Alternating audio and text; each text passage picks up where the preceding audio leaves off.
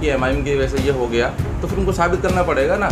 जो जिस ऑडियंस को ये बात बताई जा रही है, जनता को बताई जा रही है, तो वो जनता क्रॉस चेक करेगी उस चीज़ से लेके। और 2022 के बीच का दौर देख लीजिए, एमआईएम कितनी ताकतवर हो गई है। उसकी वजह क्या है? हमारा तो कोई विधायक भी नहीं है अभी उत्तर प्रदेश में, हमारा कोई विधायक नहीं है। हमें तो सवाल उन लोगों से करना है जिनको हमारे बुजुर्गों ने वोट दिया, उस पार्टी को खड़ा किया, और उस पार्टी ने सिवाय गाड़ी छुड़वाने के अलावा मोटरसाइकिल छुड़वाने की सहूलियत जरूर दी है उसने, कि किसी की गाड़ी पकड़ी गई तो फ़ोन कर दिया, उसकी गाड़ी छूट गई। बाकी हमें उन्होंने कुछ नहीं किया। 400 दंगे हुए अखिलेश सरकार में, 400 दंगे। कोई दुख है इसमें? जिसमें दंगों में पिटे भी मुसलमान, जले भी मुसलमान, और मुकदमे भी मुसलमानों पे लगे। हम ये बात कह दें तो बोले आप जो है वो सांप्रदायिकता फैला। अरे भाई सच नहीं बोले हम। उत्तर प्रदेश में विधानसभा चुनाव धीरे धीरे करीब आ रहे हैं, राजनीतिक सरगर्मियां भी तेज़ हो रही हैं। असदुद्दीन ओवैसी जो कि उत्तर प्रदेश में विधानसभा चुनाव लड़ेंगे, 100 सीटों पर चुनाव लड़ने का उन्होंने ऐलान किया है। इस ऐलान के बाद विपक्षी जो दल हैं वो आरोप प्रत्यारोप का दौर उनका शुरू हो गया है। ऐसा माना जाता है, बहुत सारे आरोप लगते हैं कि असदुद्दीन ओवैसी जो हैं वो भारतीय जनता पार्टी की बी टीम है, या फिर मुसलमानों का वोट काटने के लिए यहाँ पर आते हैं जिससे भारतीय जनता पार्टी को फ़ायदा हो। कई सारे सवाल हैं। मुरादाबाद में इस वक्त मैं मौजूद हूँ और मुरादाबाद के महानगर अध्यक्ष मेरे साथ हैं वकील रशीद साहब। इनसे मैं बात करूँगा, इन सारे सवालों पर चर्चा करूँगा। सबसे पहले तो स्वागत है सर आपका। किस तरह से देखते हैं असदुद्दीन ओवैसी यहाँ पर पहली बार यूपी में चुनाव लड़ेंगे?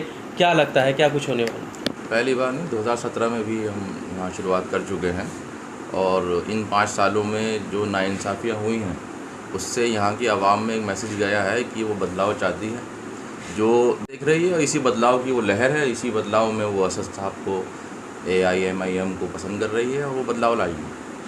क्योंकि बिहार में जब चुनाव लड़े थे तो वहाँ पर भी ये कहा गया था कि ओवैसी की वजह है जो वहाँ पर आरजेडी की सरकार नहीं बन पाई है, और यही आंकड़े यहाँ पर भी बताने की कोशिश की जा रही है। क्या कहना चाहते हैं?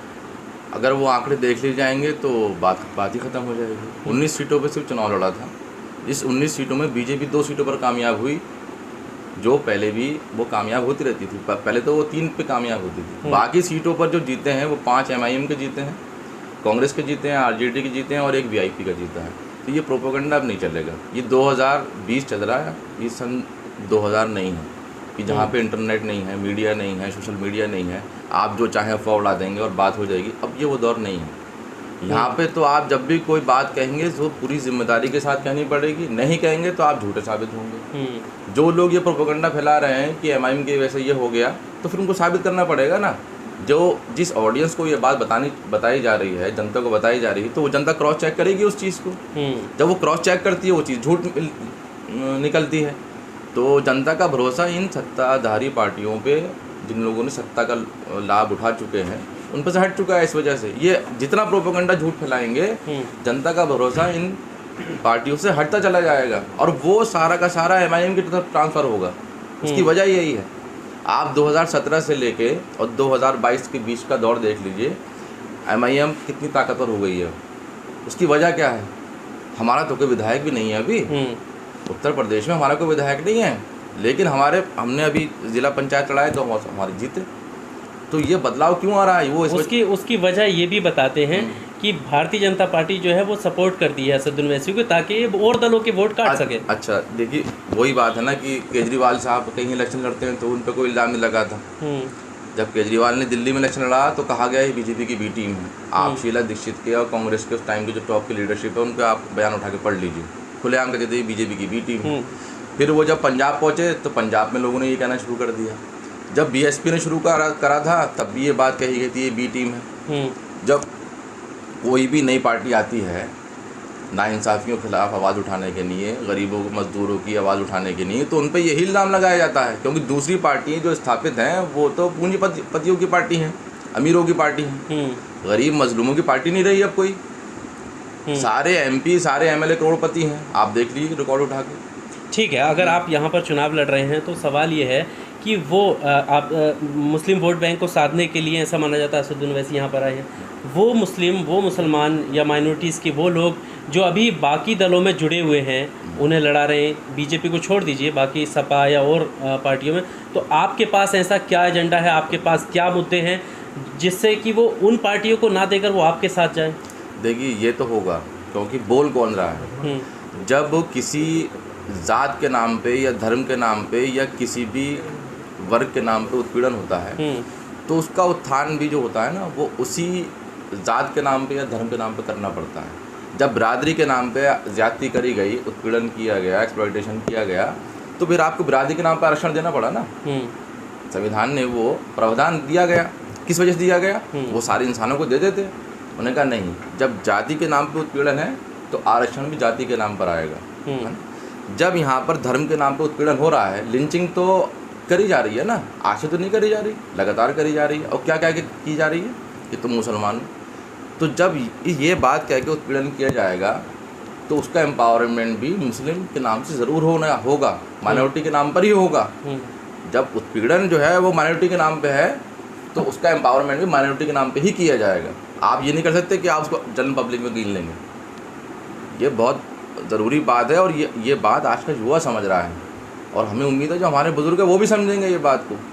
जो उन्होंने पहले फैसले समाजवादी के साथ लिए, एक बहुत बड़ा इन्वेस्टमेंट हमारा समाजवादी के साथ रहा, पॉलिटिकल इन्वेस्टमेंट, उसमें हमें ये देखना है कि हमें मिला क्या।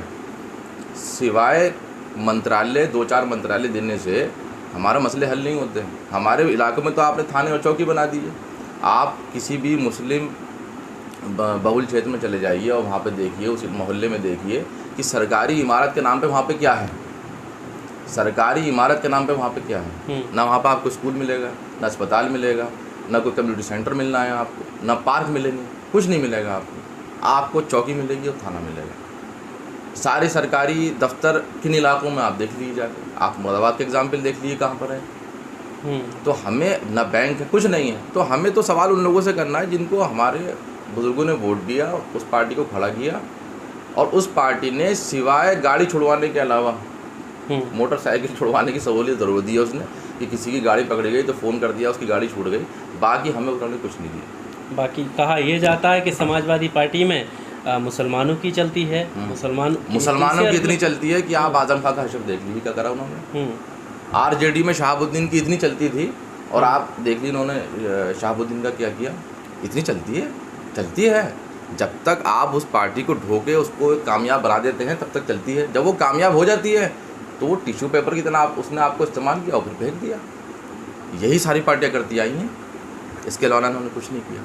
अब ये बात कड़वी है, ये बात कहते हो तो कह देते हैं कि आप जो है क्या बात कह दिया आपने। भाई आजम खां को जेल में हमने थोड़ी डाला है। अब कांग्रेस जो है वो आजम खां के नहीं बोल रही है कि साहब करना चाहिए और ये करना चाहिए। कांग्रेस 2019 में खुद राज्यपाल से मिली थी जाके कि आजम खां के खिलाफ कार्रवाई करो, उन्हें जेल भेजो। ABP आपके चैनलों ने दिखाया था सारा। तो इनका दोहरा रवैया सब खुल चुका है। इनके पास दोगलेपन के सिवा कुछ नहीं है। पब्लिक ये सब चीज़ समझ रही है और ख़ास तौर से आजकल का जो युवा है वो सब समझ रहा है। वो इंटरनेट से, सोशल मीडिया से बहुत एम्पावर्ड है।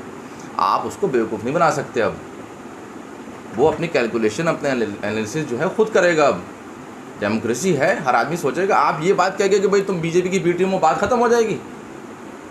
आपने अपने मुलायम सिंह यादव ने वादा किया, अखिलेश यादव ने वादा किया कि हम 18% आरक्षण देंगे। खुलेआम किया था।